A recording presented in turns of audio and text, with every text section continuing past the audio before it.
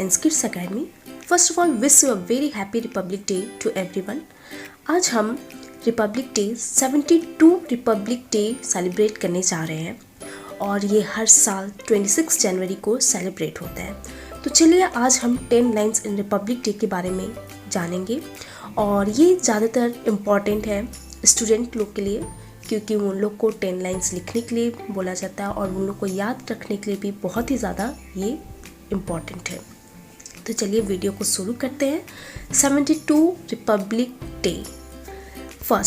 Our first point is Republic Day is celebrated on the 26th January every year. Second point, Republic Day is a national festival of India. Third point, on this day, the Constitution of India come into the force in 1915. Fourth point, the Constitution is the supreme law of the India. Fifth point is India became a secular and the democratic country on this world. Sixth point, it took 2 years, 11 months and 18 days to draft the Constitution of India.